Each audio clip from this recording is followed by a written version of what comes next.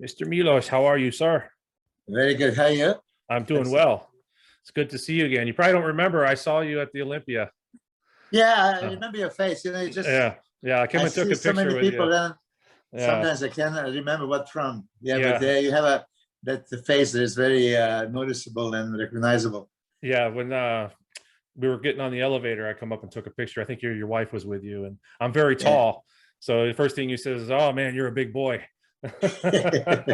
There you are. Yeah. So yeah. Because I'm short. Well, you know, I'm 6'4", so I'm everybody's short to me. So yeah. Lucky you guys. I mean, I always wonder what it would be like to live like this, 6'4" or plus. Jesus. Yeah. I picked the wrong sport. Yeah. Yeah. Well, you know, yeah, there's no 6'4" bodybuilder ever. What was Ralph Muller? Ralph Muller was competing at Olympia. I think he was the tallest to ever step on stage. Yeah, I interviewed Quincy Taylor. You remember him? Yeah. He was what, he's 6'4". No, he's 6'4". Really? Yeah, he was 6'4". Mm-hmm.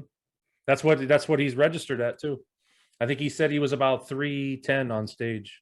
Yeah, possibly. I've seen him the other day. Yeah. Now, who's the one that's up and coming now? The guy that's over in England, the Giant is his nickname. Oh yeah, Jamie Johal. I helped him get the pro card. I prepared him when he won the English Championship. Oh, okay. Yeah, he's so big. He is really. You see, pictures don't do him justice because I'm sure that, you know, when you see the pictures, like maybe he still needs to fill up the frame and everything. Mm-hmm. But when you see him in person, like whoa, you know, he can, especially if he does correctly, if he out angles them also with that size. It's crazy, but if somebody out angles him, you know, maybe he's not gonna portray the true size and width. Mm-hmm. He has a teeny tiny waist, lats that go forever. But you know, still, when you project it and like size it down, then he looks like he still needs a little bit more size. Mm-hmm. But he's gonna be, you know, bigger than most. Oh yeah, by far. Yeah, I wish I could get his size. I'm about 285 right now. I'm trying to break 300. So. So we'll see. You know, okay, now that you mentioned, when you say trying, how long have you been trying? A couple years. Come on, man. You know, so you know, but seriously, okay, now this is not topic of a conversation or anything, but as you mentioned, and I don't know you that well, but this is what I'm hearing. So somebody that is in this sport, training religiously, is telling me I'm trying from 285 to 300, okay, 15 pounds. That should be projected, okay, for a 6 months plan. 6 months plan that you have to gain, you know, 2-3 pounds a month. Mm-hmm. Absolutely positively, no matter what, which means inspect what you expect every week. Mm-hmm. You see, okay, well, if you just eat when you want to eat, you're never going to grow, as you know. Mm-hmm. The hardest thing for me was not training twice a day, 6 days a week, but it was force feeding. I hate when I would see that chicken breast. Oh my God, I want to puke. I mean, how many chickens can you have? How many? Yeah, I understand. But it was just like, listen, I'm IBB pro. I'm going to compete against best in the world. I need more size. I need to eat. And it was like, even okay, you had an interview with Hide. When Hide started working with me, he had just like I did, alarm every 3 hours goes off. No matter where he is, whether he needs to eat. And, you know, my fiance nowadays, she was his best friend at that time. Mm-hmm. And she actually came with him in 2006 when I met him. And, you know, this is how we actually got to know each other. And I put him on a diet, which was dramatically much more food than he ever had. And so, like, listen, this is just like a workout. You cannot skip the set. You cannot skip the rep. I don't want you to skip 1 gram of protein or carbs. And I mean, you see what happened with Hide. Mm-hmm. I mean, he really exploded. And I just posted the other day the picture from 2007 Ironman, just 2 days ago on Instagram. Look how incredible. He look and look at him just year before, because I met Hida after that. I don't know, in 2006. I didn't know about him, and then they came, and then I start pounding on him, and there was that interesting thing, you know. Back then there was no social media, but it was getbig.com and bodybuilding.com forums. I remember when I started training Hida, I always like to tell this story because it's like always fills me up. And they say he is Japanese, the structure, there's no way he is ever going to make to the Olympia.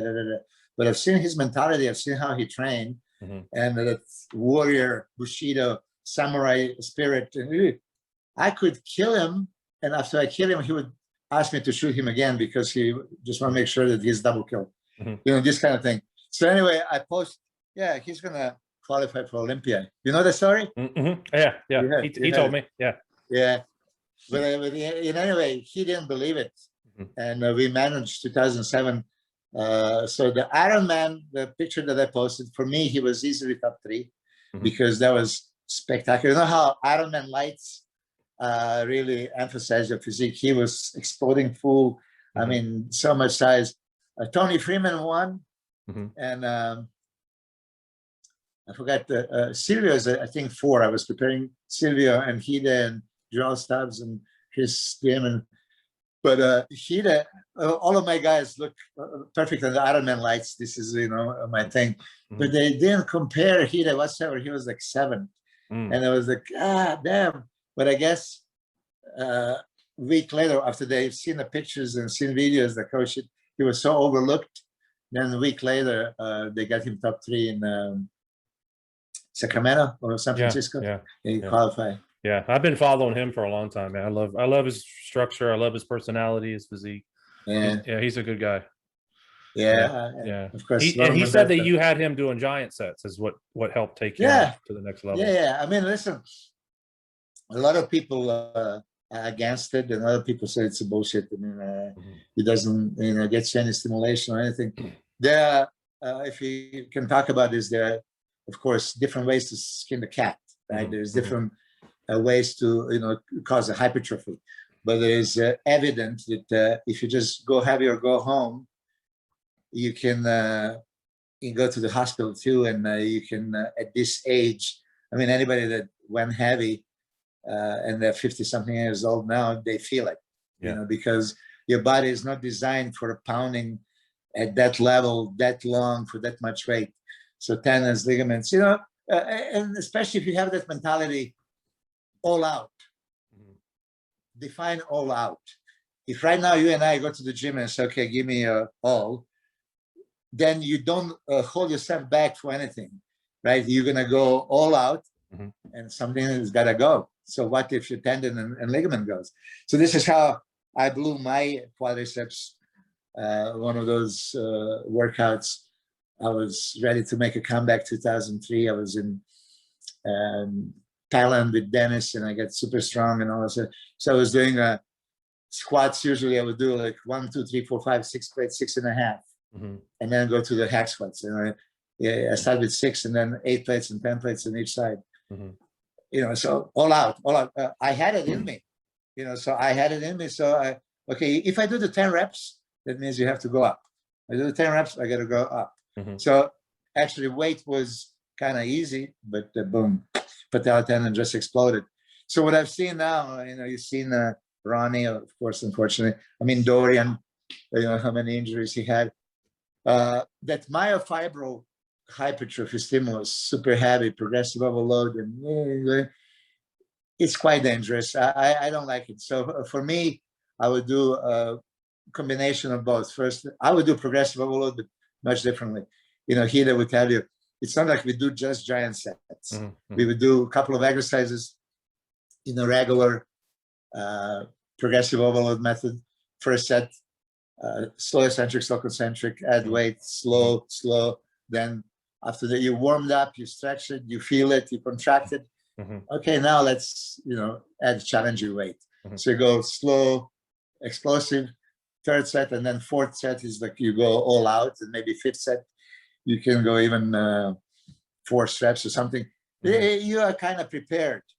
And then after you finish the first exercise, you do the second exercise. There's no need for a warm up because by now you would be warmed up. So you just do 2 or 3 working set on that different movement, different angle, something, you know, different stimulus. But, you know, so I always make a point of doing something heavy.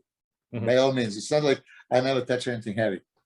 But then I go to the giant sets when I go for this, you know, volumization, sarcoplasmic hypertrophy, you know, just pump up. And I started with HIIT. Okay, to define also why I did with HIIT all these giant sets. This is how it went. So might as well I'll tell the whole story. After I published those pictures at getbig.com, and everybody said, no way, he can never make it. And then he came and told me, Milos, why did you write that? I was like, well, what do you mean? Oh, I can never qualify for Olympia. You know, you have to be top 3 in pro show to qualify for Olympia. So I look at him. I said, like, listen, man, call your sponsor and ask if he's going to give me $50,000 bonus if you qualify for Olympia. And so this is how it was. He called, they say yes. So now I had, oh shit, I did get the offer to do it.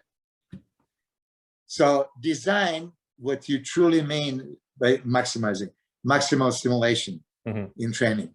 I said, okay, what is maximal? Just heavy duty? No, I combine it. So, you know, this is why for many years, you know, it's like, why did you decide that? Because I did the giant sets and it's a goddamn super taxing and it's so hard. So kind of you always save it for close to the contest. But then now I had a full year and I don't have enough time to make a difference. So the full year we train like this. And he did a video. It's called Secret Mission, whatever, in Japan. It was released. Every video, every training session was videotaped. So you see, it's not. I think I've seen some of it. Yeah. Yeah, it's not staged. I mean, this is really how we train. Because for me was, you know, just go overboard. And going lighter, it's safer. That's why I said, like, you can prevent the injuries. I mean, of course, we all love Ronnie Coleman, you know, and even when I talked to him on the podcast and said, like, Ronnie, knowing then what you know now, would you change your training? I said, hell no. He would still do just as heavy. He would have said, but that caused you to have all these injuries now. He doesn't care, you know. So, you know, for me, the advice to the, you know, youngsters, because I'm 57 and my knees, my shoulders, my elbows, my wrists, it's like one of those things like, I wish, you know, I listened to my father, who was a doctor back in the day when I was young and training. He says, oh, listen, hot shot, I'll ask you, you know, when you're 40 or 45 or 50. And I really, when he was telling me this, I was pissed off at him. Like, what do you mean? I'm training since I was, you know, 13 years old, really, but 17 with the weights. By the time I got to the 40, I'm going to be so superior, you know, physically and my strength and everything. What do you mean I'm going to suffer? But then when I turned 40 and then 50, you realize it. Yeah. Yeah. See, I'm in my 40s now and I'm starting. And that's why I'm a big fan of these giant sets. And I think they'll help me a lot because I've had injuries. I've had knee. I've torn my knee. I've torn my pec, you know, so it's harder for me to lift. Yeah. Tore the pec? Tore the pec. Yeah. It's back good now. I've competed for 2 years now with it and it looks good. It feels good. Hey, so, you can't see nothing. So no, they reattached. No, I just have a little scar. It reattached it to the bicep. It tore off the bicep. Yeah. So. Yeah, I mean, I was always terrified of it. My quadricep tendon, patella tendon exploded. I mean, it literally rolled up. All 4 was like not disconnected. Yeah, literally exploded. So yeah, I had to have 2 surgeries. Speaking of that, I interviewed Jean-Pierre about a month ago, and he said he was at your gym when he did that. I was 15 minutes late to witness it.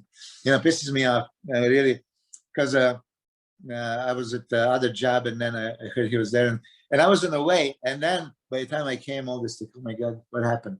And you've seen the pictures, right? Yeah. We talked about it. I wish, you know, one of those regrets. Why didn't I ever videotaped every single photo shoot, every single, you know, for 6 years there was a official Flex Magazine photo shoot gym. everybody, Ronnie, Jay, Phil Heath, you name it, Gunther, were taping there. You know, so I just never like business minded, you know, to videotape. But he was doing 7 plates on squats. Did he tell you? Yeah, well, the picture, you could see him on the picture, the 7 plates on Yes. there. Yeah. So, listen, and he had cooled down already. He wasn't even warmed up, is what he said. yeah, but this was not fake plates, because now, of course, a lot of people are going to look at it after that accident. This is what we had to do, you know. So there was some fake weights, because Chris Lund never wanted to shoot fake facial expression and fake this, you know, because when you really lift the weight and you have to get 100% all in it, and veins are popping and everything else, you know, it gets a better picture. But after this accident, I mean, I still can't even visualize it. You are flat on the feet, and then you end up flipping both feet, going back, blowing both of your knees up, like, oh my God. I couldn't even imagine seeing that, because I'm sure it took several guys to get that weight off of them. I don't know. I mean, still to this day, I mean, because I was there pretty much for all the photo shoots, but I didn't make it to that one. Yeah. You know this guy here?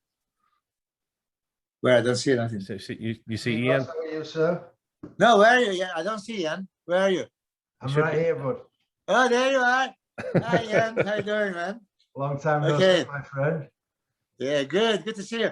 I mean, Jason said that you're going to be on, like, do I know? Like, of course, how do I not know we competed? And you're a dear friend. And one of the things, you are such a goddamn talent that's supposed to be a next big thing. And I never really had a chance to talk to you directly. Why did you disappear?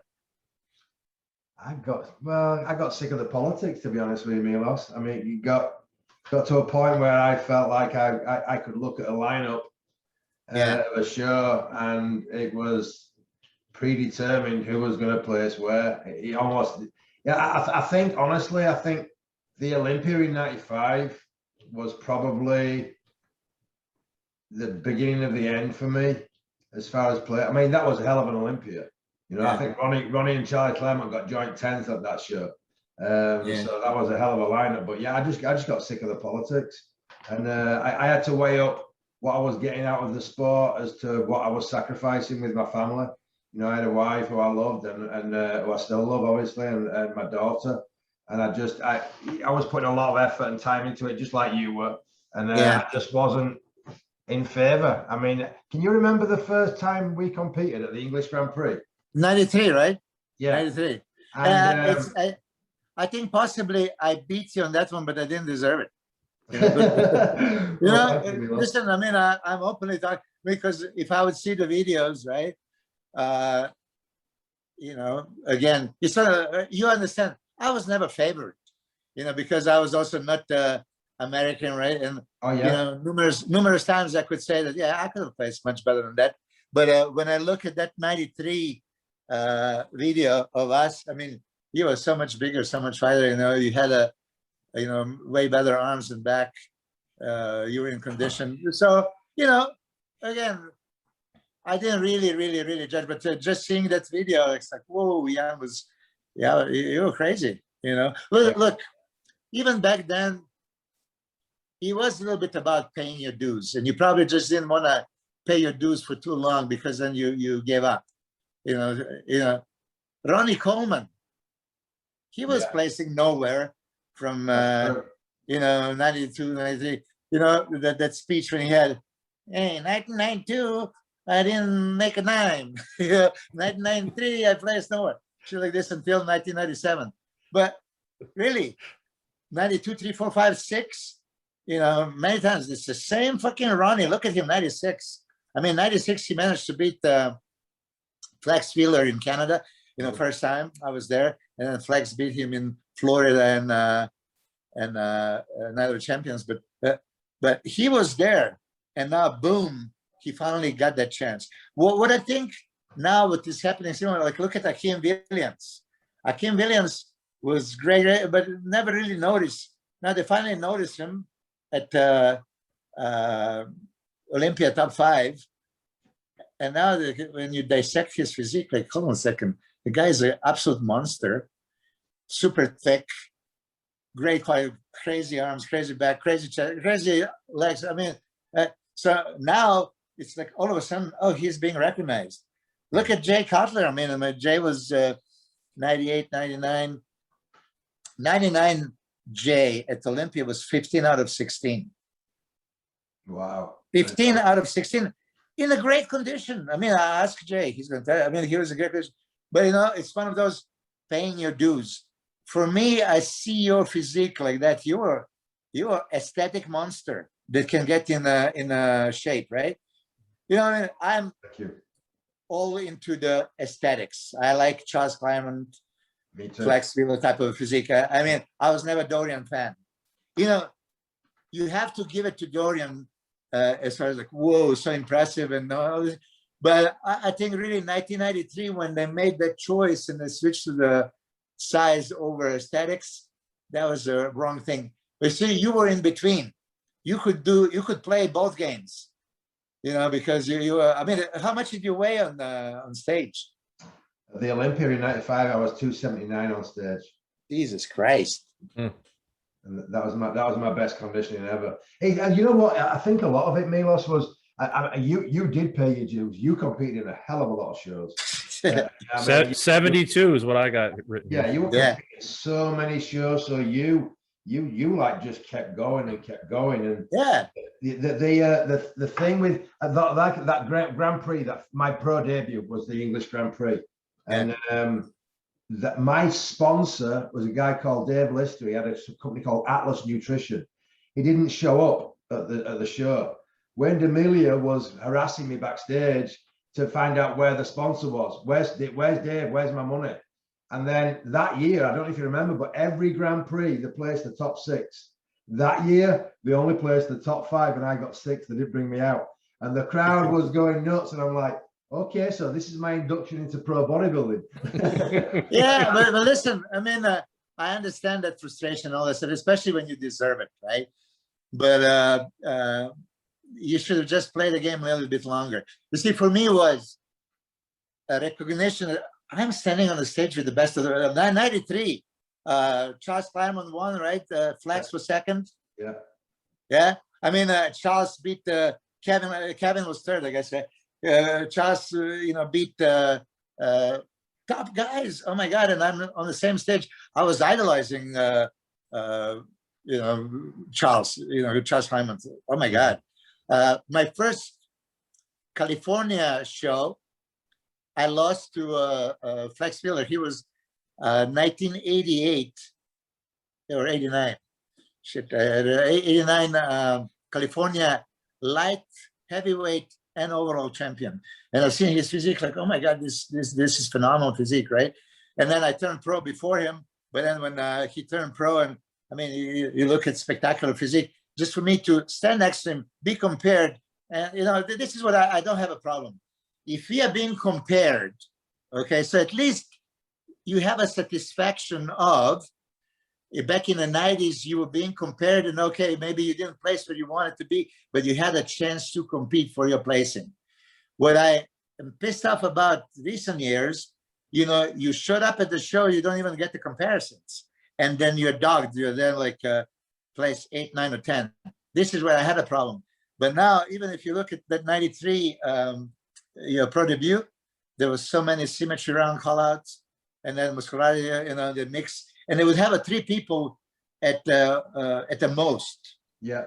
So, okay, Jan, if you are judging right now, we are called to be judged at Olympia, 6 guys on the stage, and you have a few seconds for each pose. How can I compare middle 2 and middle and the third one and middle and 4th or 5th and 6th and these people?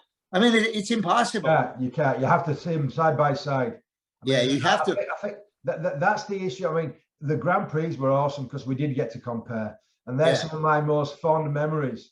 Doing quarter turns and compulsories with you, Sonny, Flex, Kevin. I mean, that was honestly, that was kind of the pinnacle of my career. But like when we went to the Olympia, I think they had like Dorian at this end of the stage and me at this end of the stage. They just never called you out. And I think it's got worse over the years, I think you should have 3 guys, and I think you should have to switch those 3 guys around to really prepare them properly.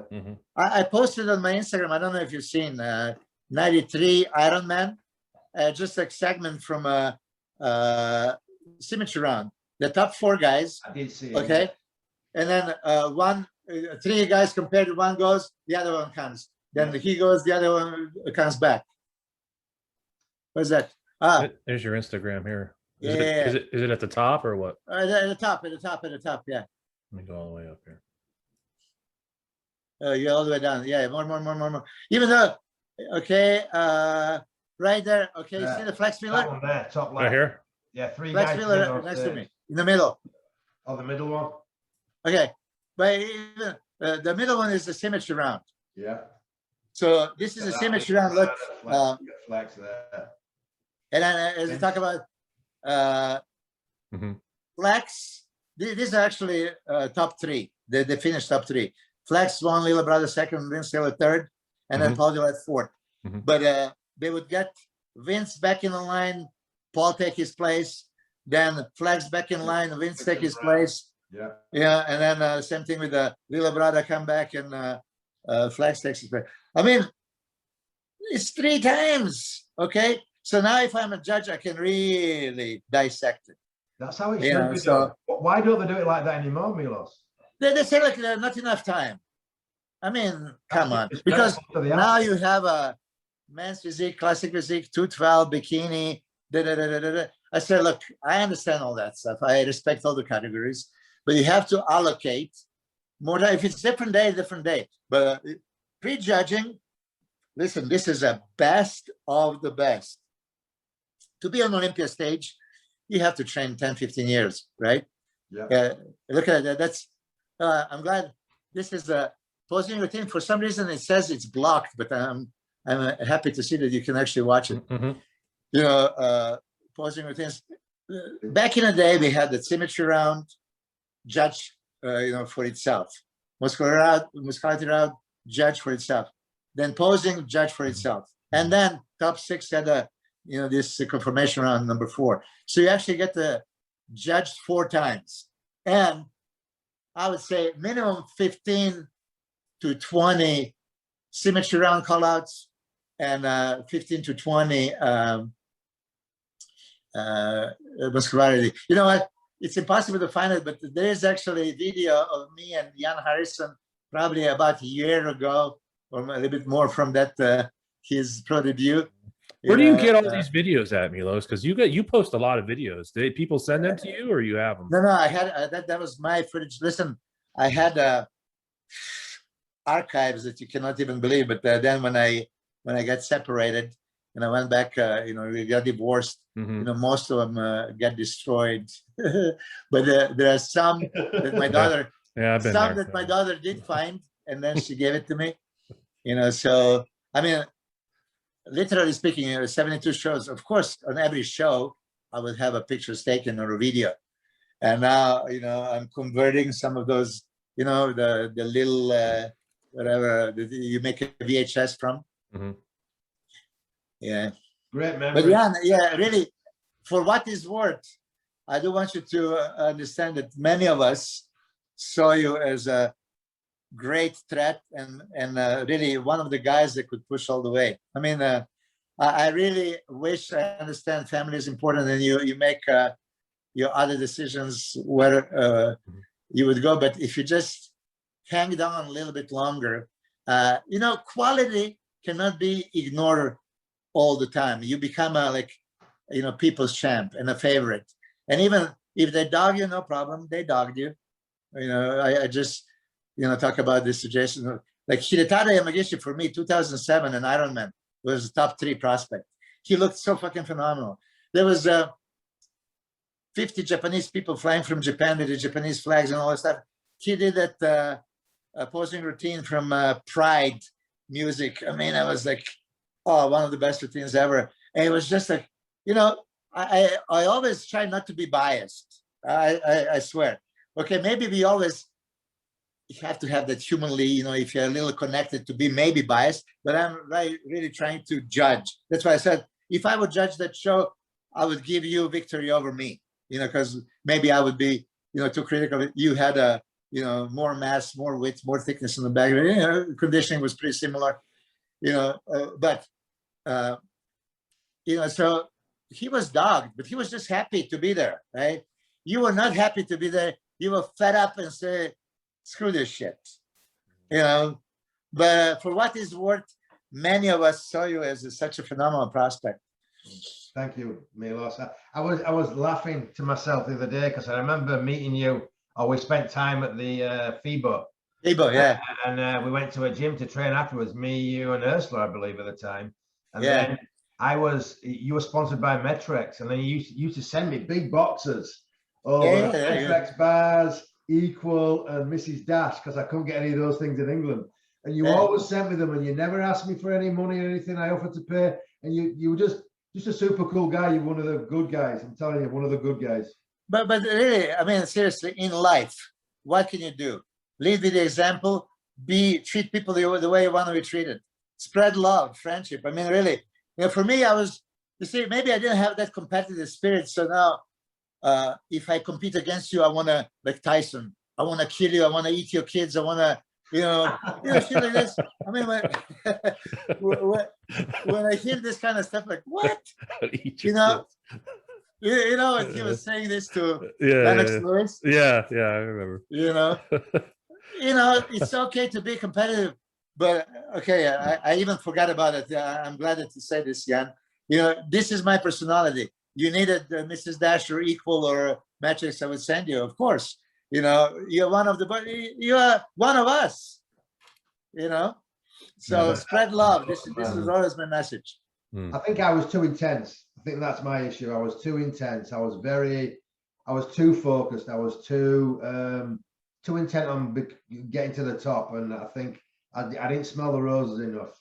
And that's why I try and now I'm running a federation called PCA now, and you know we don't do a PG night show. We just do like a one thing. And what I'm trying to do, I'm trying to tell all these athletes now, you know, listen, enjoy the process, because I didn't enjoy it enough. I was too intense. Yeah, you see? Yeah, that's what I was going to ask you. I truly enjoyed it. Listen, I was never burdened with my placings. I mean, listen, I won 1 out of 72 pro shows. I'm 71-time loser. Right? You know, I never take it that way, like Sean Ray with, you know, second place is first loser. You're a loser. You know, shit, for me, I was one of the guys. I mean, look, I don't know if anybody actually knows statistics. I qualified for Olympia 10 years in a row, starting from 91. I qualified for every one of them for 10 years. I just didn't compete in 3. 95 and 96, I chose not to because they were favoring the size guys, right? Yes. And I realized, I mean, I couldn't compete with the size. So I would much rather do some guest posing appearances in Europe and make money than go to those shows. I still competed, but not at Olympia.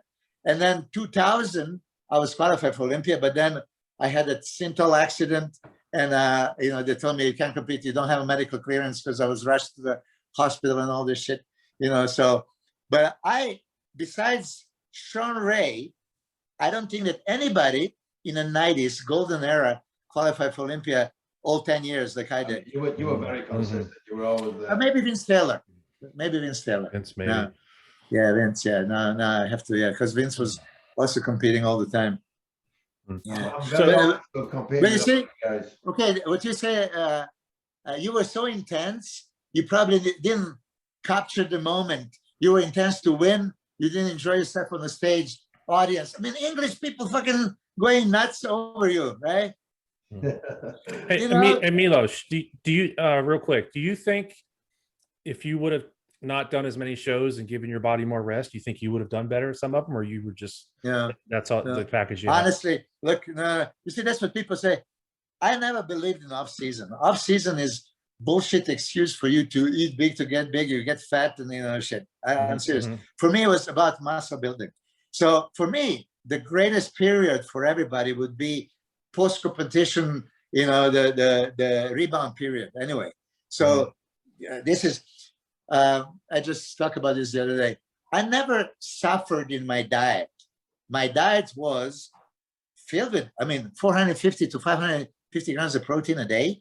You know how much the protein is that? And then I would have a, shitload of carbs because I train twice a day, so I was just never big on fats because there's enough hidden fats in my proteins, but carbs are needed for muscle contraction, glycogen, everything. So I was doing this. So I would be lean year round. There was many times I entered the contest on a few week notice, because I was there.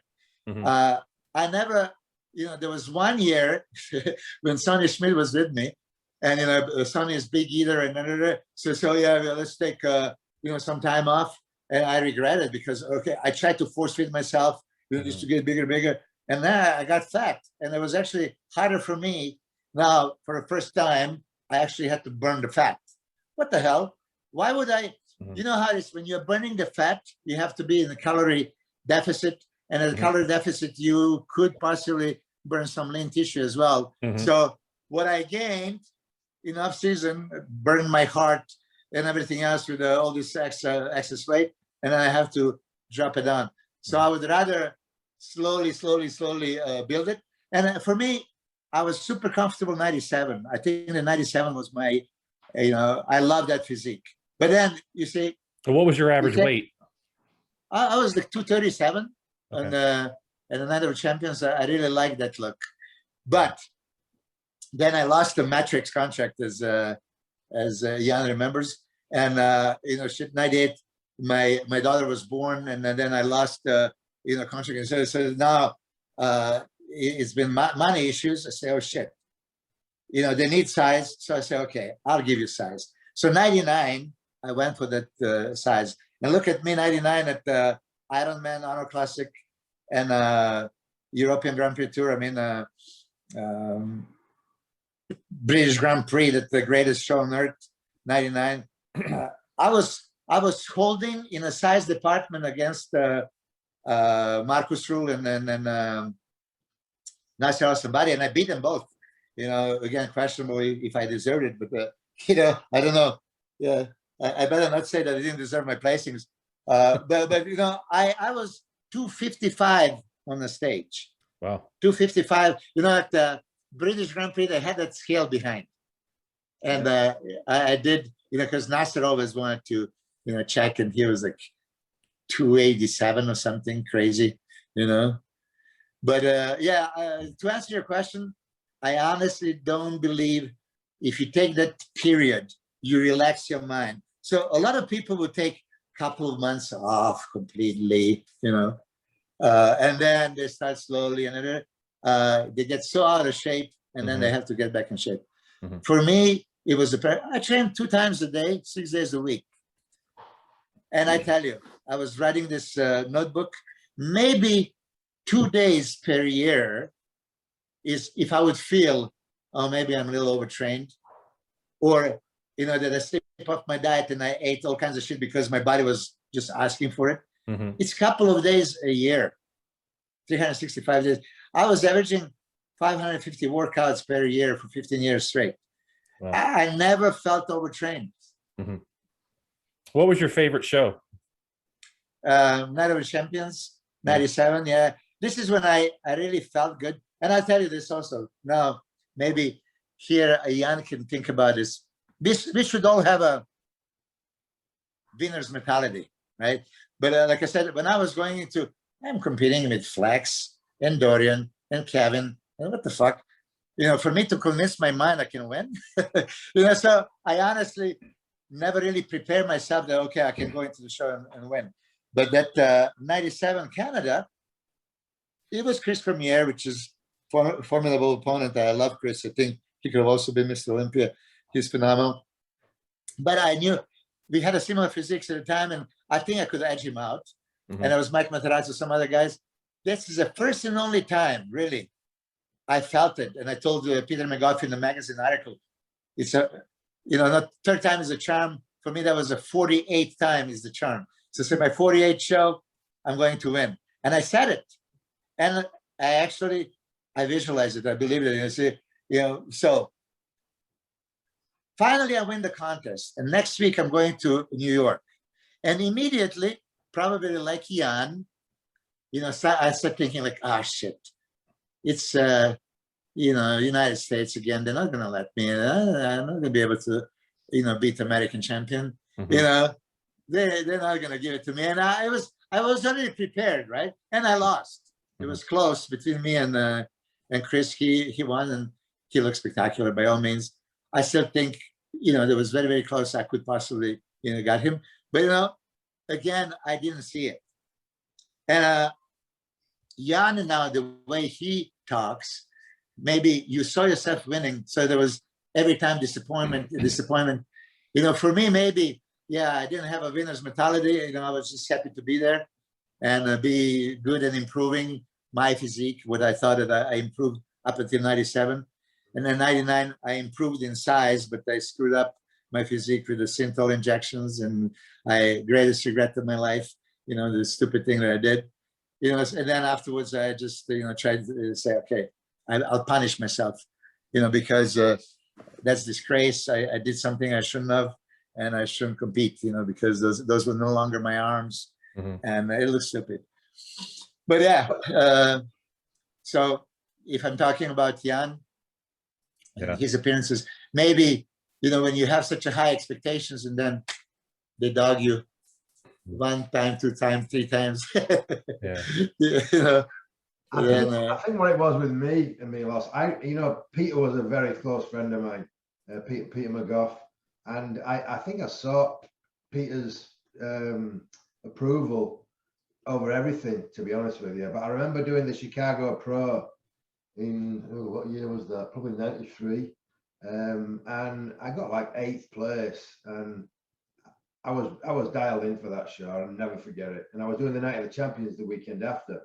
And I called Peter McGough up that night, that day of the Chicago Pro, and I said to him, I said, Peter, am I delusional? Do I think I'm better than I really am? Because no my placings were, people were placing ahead of me who I didn't really think were that complete of physiques. So I actually got to the point where I thought I was being delusional, and I was kind of kidding myself, and I wasn't really that good. You know, and what did Peter tell you? Peter said to me, he said, I don't know what they're doing, Ian. He said, I can't explain it. He had no answer for me, basically. He said that he thought I was world class and he thought I could go all the way, but he couldn't give me an explanation why they were placing me low. And I got to the point where I doubted myself so much because of the placings I was getting. Yeah, look at that one, previous one, huh? I wanted to ask you about this one though. This is one of my favorites. What is this? What's the story behind this picture? This was 1999 post Olympia, right? Post Olympia. I mean, I placed 10th, okay, and I'm going to European Grand Prix Tour with Ronnie and Flex and Kevin and Dexter and Nasser and Marcus and all. So say, shit, fuck it. I'm gonna just, I'm gonna blow up. I was insulin loaded for 7 days straight. I mean, in a stupendous amount of car. I didn't deplete. I just keep loading. I said, you know, okay. And I actually managed to be 5th. I beat Nasser and Marcus in both that show. This was in Rome. So here's the story. This is inside of Colosseum, which is illegal. You know, this is punishable by law. Okay, but what happened is the Flex photographers were there with Ronnie dressed like this and Kevin dressed like this and Nasser, right? And I knew they're going to attract so much attention. They were like on the first floor. And I told Alex Ardenti, hey, Alex, let's just sneak into the 2nd floor, you know, because all the security, they all went to, with the other guys. So we went there and like in 30 seconds, we just shoot. And I had those pictures, you know. But you can imagine, just imagine in the middle of a Rome.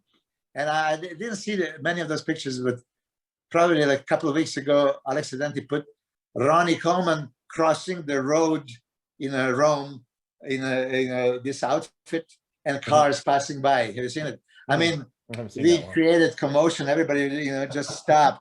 Oh, I can imagine. Crazy. Yeah. So Ronnie, 99 at the British Grand Prix, Flex also 99 British. I think Flex told me that his best ever was 99 British Grand Prix. He actually believed he could have beat Ronnie. And what's his name? Kevin Levroni. I would say that those three people at that time on the same stage were the best three bodybuilders ever been compared on one place. Mm-hmm. You know, seriously, with all due respect with everybody else, but that moment, they were out of this world, every single one of them. You know, Ronnie and Flex and Kevin at the, you know, probably the biggest. Light was very, very good. Lights in the British were similar to the Ironman. I mean, really, boom. I always look pretty good on this kind of lights. What year was Flex supposed to win the Olympia that Arnold or that Ronnie won? Well, that was 98 and 99. 98. That's the one they thought Flex was. He was predicted to win that one, right? Oh yeah, I mean that was a shocker. Yeah, that was a shocker.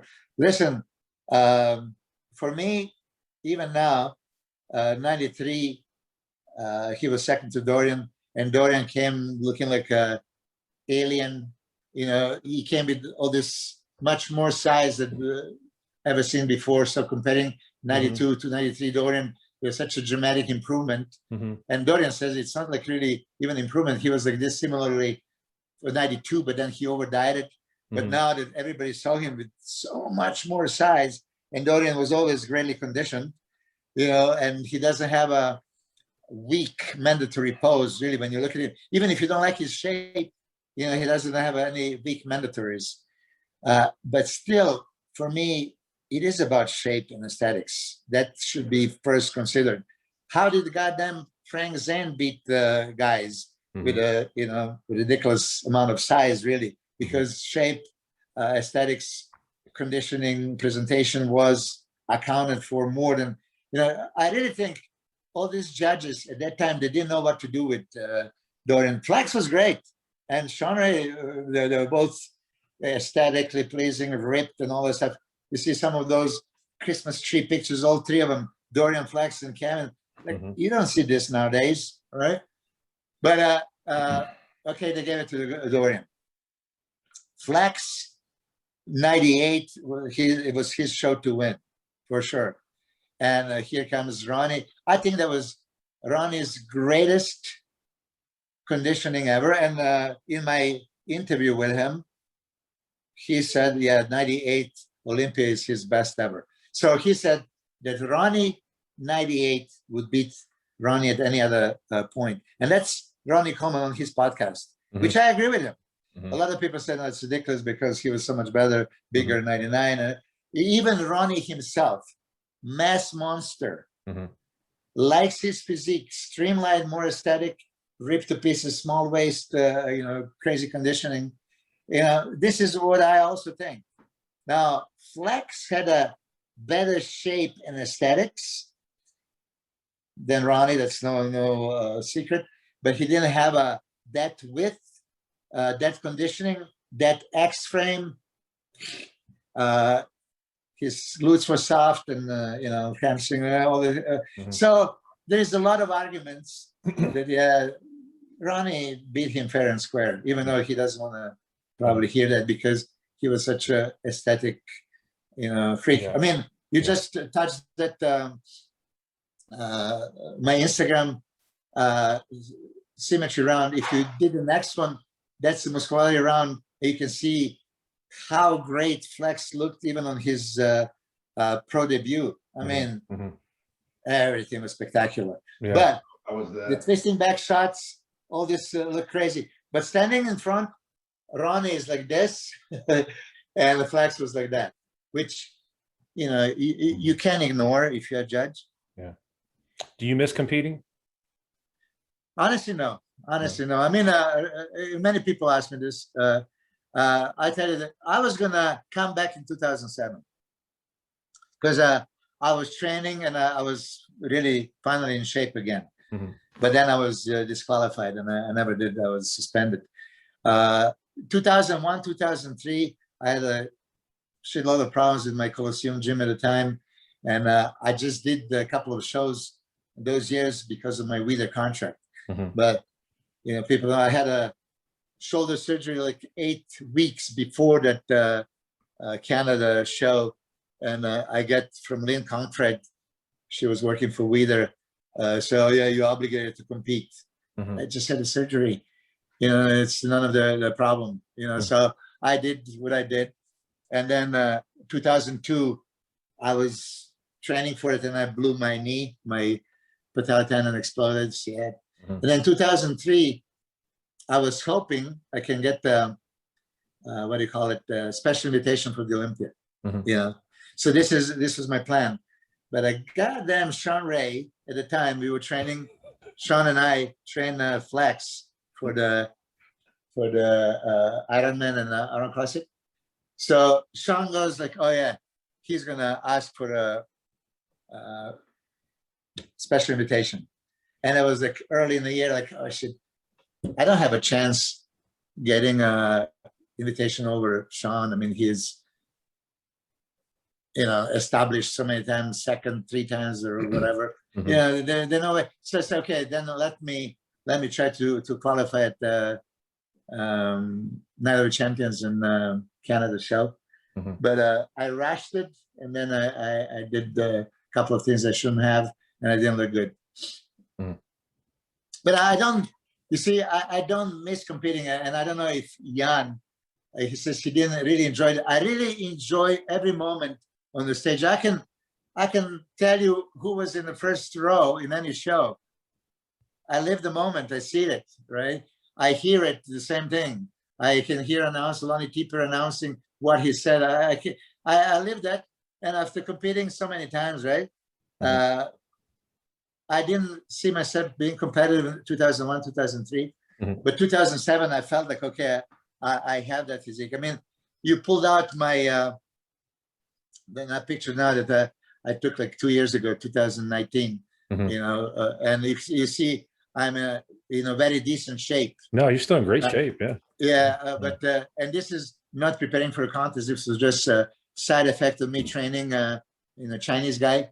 You know, the Lu Chen Hui, and I was there on the regimen. I was okay. Might as well I train him.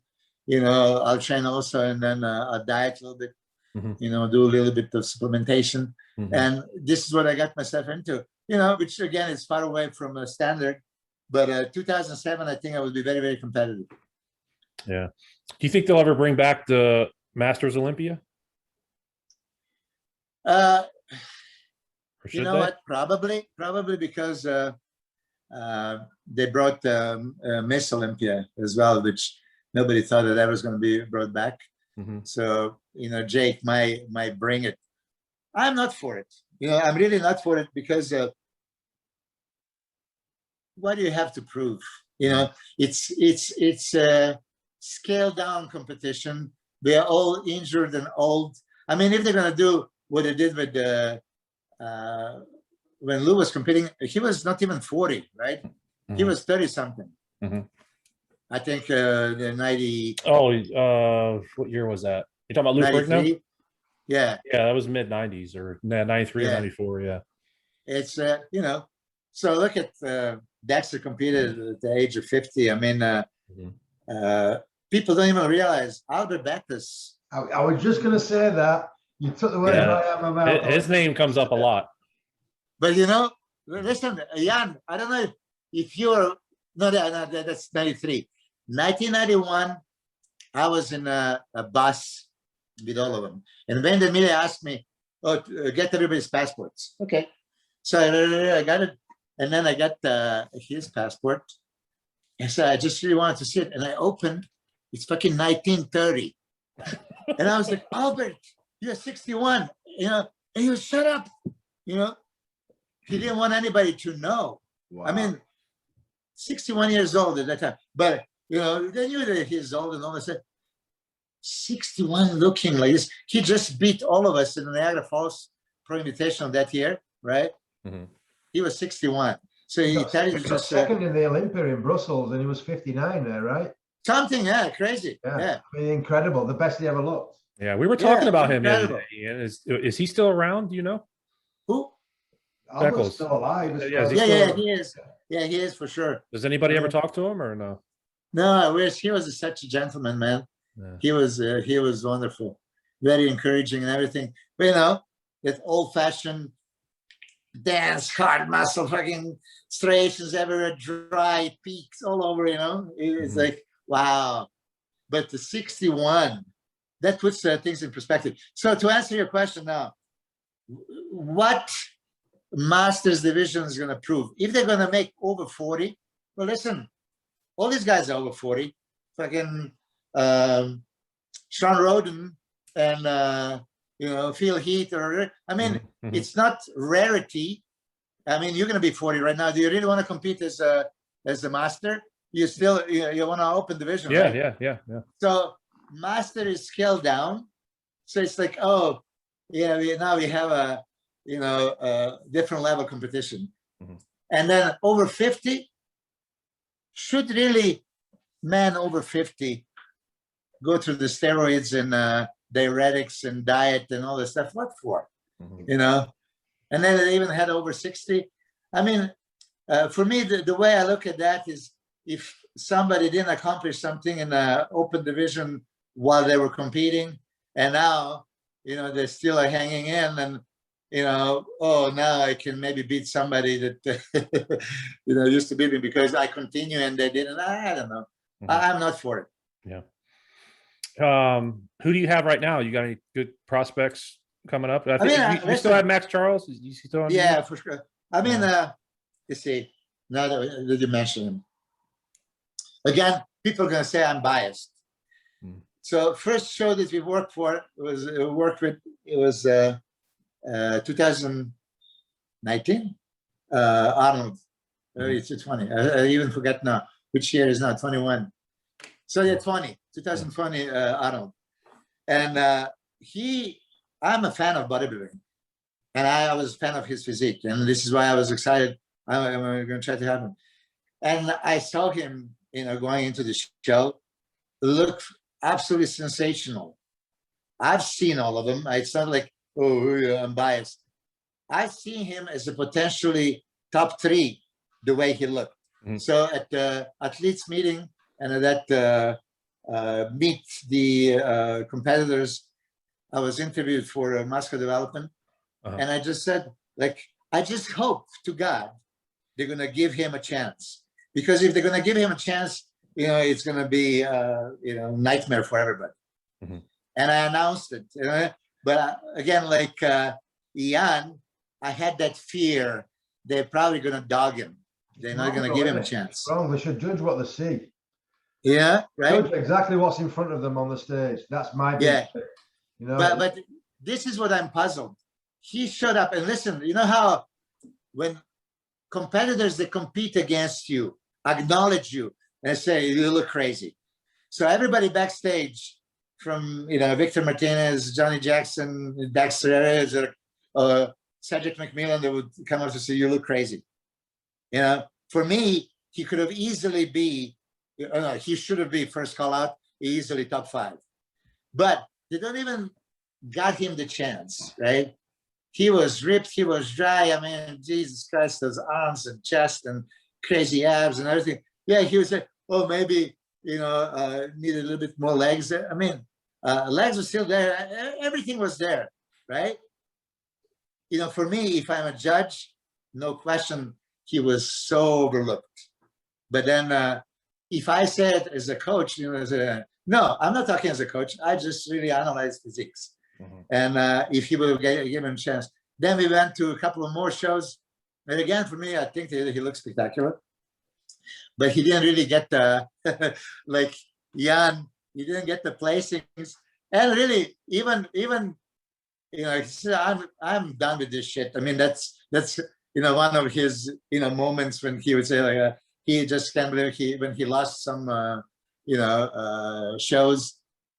I said, like, listen, they can't deny it. Just, you are, every bodybuilder is bodybuilder. I mean, I'm sure, I didn't even ask you two guys, do you respect and like his physique? Oh, yeah. You know, Absolutely. You know, he is everybody, bodybuilder's bodybuilder. He has that cartoonish, you know, character, you know, like peaking arms. I mean, his arm looked like my leg back in the day, you know, and super striated chest that you can stick the fingers, you know, like one of those, you know, what we like to see, striations. It's not like some of the guys nowadays, they hit the most muscular and you can't see a single striation on the chest. You know, we're not talking even, you know, chest and shoulders should be striated with everybody, right? Lats, like Dorian and Flex and Ronnie and shit, yeah. I mean, but I understand glutes and all this shit. But chest has to be striated. I don't understand how can people be ripped and not have a chest striations. Like, what the hell? I don't understand the conditioning of some of these big, really big guys nowadays. I don't understand why they don't look like the conditioning we used to get. I don't understand it. I just don't. I mean, you work with more of these guys than I do. Yeah. Why yeah, the newcomers, they're pissed off when all these, like we talk about this conditioning, like, you know, we're so full of shit. And I'm not saying we were better because I respect so many guys, but the fact is, and that's the talk of the town, 90s conditioning, bring 90s conditioning, because back in the 90s, everybody was fucking conditioned. Nowadays, not. But listen, back in the 90s, none of us had the underground bullshit. We had a pharmaceutical grade steroids. Huh? You think that's why? I think that's one of the factors guarantee. Right. One of the factors guarantee. Back in the day, I don't want to even, or I would ask you, when you're preparing for the contest, how deep did you have to go? How thin your skin had to be until you would be satisfied? How many ribs can you see? Yeah, exactly. That's what we used to go by. The skin on the back of your hand should be the skin on your arm. Or how sunken is your face, you know? And until you get that, right? Until you get that, you don't stop. Exactly. Right? Yeah. This is how it was. And so all of us had that standard. The standard changed, and look, somebody that's a little bit off, but is fool, and they award him, and then they penalize, oh, you're kind of flattish.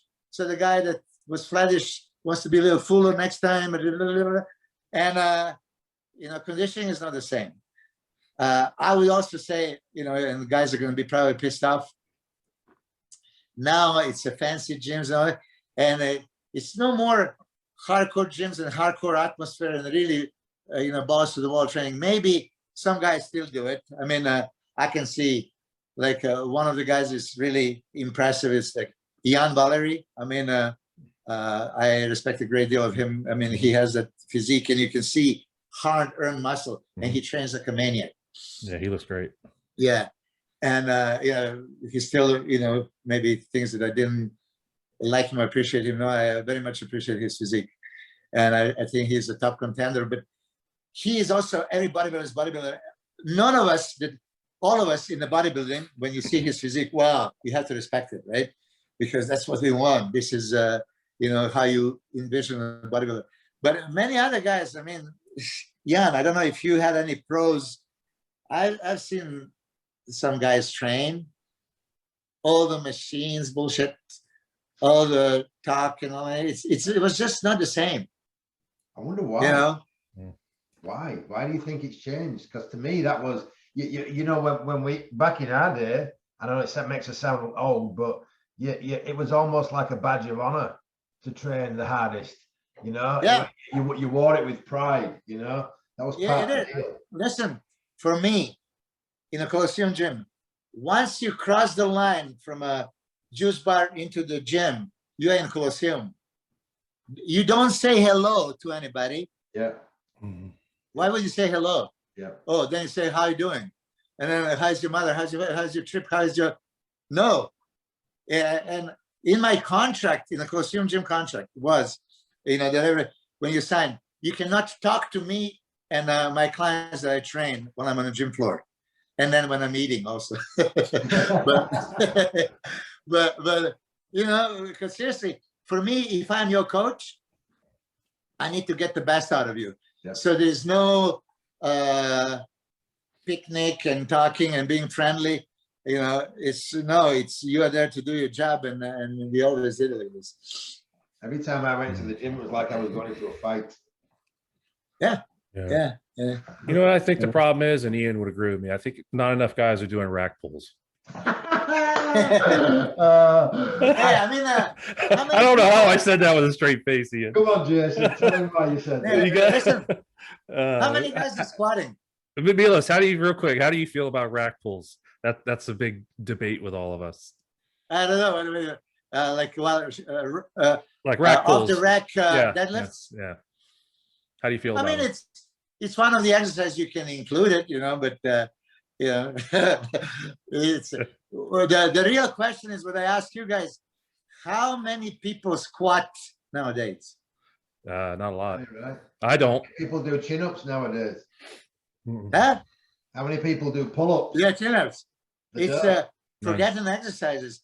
I mean, I didn't do a single leg workout in my life without squatting, at least like 6, 7, 8, sometimes 10 sets. How can you call it the leg workout without the squats? Saying that, Milos, at 17 years old, I don't know if you know this about me, but I had major knee surgery on both knees at 17. I was squatting 620 for 12 reps at 17, blew both my knees out. And from that point on, I never free squatted again. I did hack squats. My whole you had a crazy quads anyway. I mean, listen, it's a king of all the exercises for legs. You had to listen. My knees are destroyed, and I mean, I'm just getting my training partner is sending me a message right now. He's supposed to train at 3 at Hita's gym. A guy is a youngster, 27 years old, and I told him this before. There's no leg workout without squats. I'm squatting 57 years old with him every fucking week. There's and I'm in pain for like 7 days until the next leg workout. And just when you get better, you go back then and again. Well, how heavy are you going, Milos? Sorry? How heavy are you going?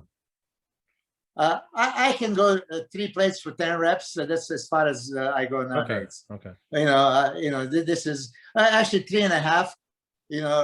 Because the bar that we're using is not 45. It's like that the heavy duty, like 75. So I would do, but then we would do 10 sets of 10. There was many times, even when Hita would just run us 10 sets of 10 squats. You have to, no matter what. And full range, deep all the way. Full range. Yeah, for me, ass to the grass or don't even fucking squat. I mean, what are you going to do this? If you go far away and you look and the people are sometimes just like shaking the bar, that's not the squat. You have to go beyond parallel, right? Yeah. I would do this also. I would do that with the pause on the bottom, and stuff like that. The problem is, obviously, as you get old, you don't have a shoulder mobility as much, and then sometimes just to grab the bar there is like, shit. And then you have a tendency to protect your knees, to lean forward so your lower back gets it. I used to love legs. It was like, oh, I can't wait. You're so excited. Now it's a punishment. It's shit. This is really how it is. But to keep myself in shape, I'm still training with the youngsters. I train with Hita, for the last Olympia and youngsters. Cody, he won Jack Adler overall. We're training together now. Hita, because he's opening the gym, he has to train like 5 o'clock in the morning, which was no option for me. I mean, 5 o'clock in the morning to train. I'm sorry. If this is really the only time that I would be able to train, I would quit training, because 5 o'clock. No, I'm not a 5 a.m.er either. No. Geez, it's not even at 8 a.m. I mean, at 5 a.m. It's like, I'm a soccer mom. I like 10 o'clock. Yeah. That's reasonable. Yeah. I mean, I've got to say, it's really nice to see you and speak to you again after all these. Yeah, I mean, I'm so happy to see you right now. But yeah, our roads are going to cross for sure. And are you coming? I did see those pictures from FIBA with your family. Yeah, and listen, that one thing about you, characteristic, you always had that unerasable smile. That's no, seriously. I mean, you see. You have that. Yeah, this is how I picture you always. Thank you. Thank Yeah. you. Are you coming to Olympia this year? Me? Yeah. Me, yeah, of course. I mean, how Okay. Well, can maybe we can meet up, Ian. You know what? Yeah, for sure. I'd love to see you again after all this time, Milos. Yeah, that would be a pleasure. I Yeah. really would. I need to keep in touch with you. I'll send you a message on social media or something. Yes, please do. Please do. And yeah, I mean, it was great chatting to you guys. Yeah, I have a workout to get to. No, this was great, Milos. Thank you, man. I appreciate it. Listen, you're one of my favorites, man. I really appreciate it. Thank you. Thank you so much. Okay, here's that question. Because when somebody says you're one of my favorites, who else is your favorite? So I can compare the type of physiques you like. Actually, one of my other favorites was Nasser. Nasser, okay. Yeah, Oh, I liked his attitude. Yeah. I mean, look, I have to say this because a lot of times people say because Nasser, did that interview about me and it was published in bodybuilding.com, right? And he just dogged me like you can't even believe it, right? Really? You would think that Nasser would have his moments when he would like to talk shit, and especially when you know the half truths and then you build on it. Nasser was the greatest in this. He would just like to steer the shit, but I'm not going to touch any bad memories because I only have greatest memories of him. He is Yugoslavian champion. He was representing Yugoslavia back in the day. For me, he won 1997 Miss Olympia, hands down. There was not even a question, and many people are going to agree with this. He was my training partner in San Diego when he moved in. 93, I helped him with some information. I'm sure that you guys knew the story. 94, when he came to my house and he saw this, what do you call it, my journals on the table, and then he looked at him and he's talking to his wife or something, and said, like, what? And I said, oh, I don't believe it. I say, what do you mean? This is exactly what I told you last year in FIBO. I told you, insulin and, my protocols and how much protein and everything else. So his wife told me he never believed anything you said because you were competing against each other. He thought that you're trying to trick him. And I said, like, okay, seriously. And then I brought him all of my, 92, 93, 94 journals and said, look at it here.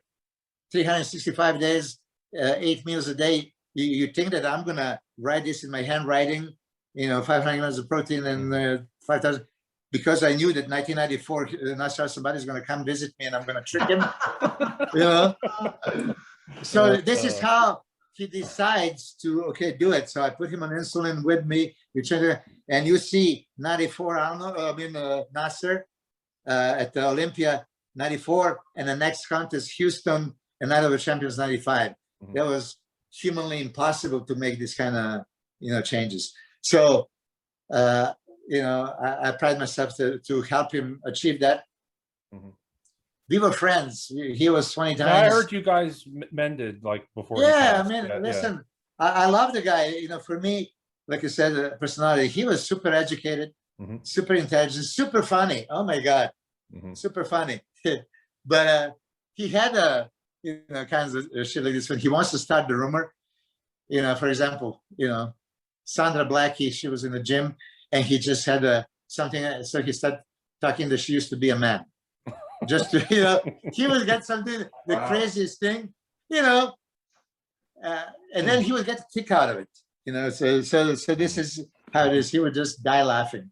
I didn't know but yeah, I mean, greatest, fondest memory with the Nasser. I'm sure that, Jan, you had some. Oh yeah, absolutely. He was very supportive of me. I remember walking out, packing my bags from one of the Night of the Champions that I did, and I think I had to withdraw from it. And he came and followed me and my wife to the boot of the car or the trunk of the car, and he says, "Don't get disappointed, don't get disillusioned." He said, "Keep your chin up." He was always very When he saw that I was down after a show, he'd always come and kind of give me a pep talk. I mean, that's I don't know why. Just towards the end became bitter. And then, everybody was pissing him off. But, maybe like you, 97, he won the Olympia. Yeah, he They did. didn't give it to him. Yeah. And in 98, of course, he was having those high hopes. And 99, and so maybe, he, like you, realized he's not being awarded. And then he became a little bitter and he started talking a little bit of not so nice things.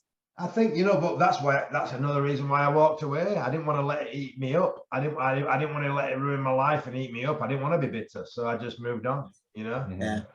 Well, I hope you're happy. That's what is most important. Oh, yeah, absolutely. I couldn't be happier. That's what matters the most. I had a health scare in December, so I'm just happy to be alive right now. I'm just happy. I heard that too. Yeah. It's, yeah. Take very good care. And I will. As okay, the thing that you said you didn't capture the moment back in the day on the stage, I hope you're capturing every moment of your life right now, every single day. Absolutely. I value life a lot differently. I value every second, to be honest with you. All right, beautiful. All right. It's great seeing you, Jan. We'll connect, Jason.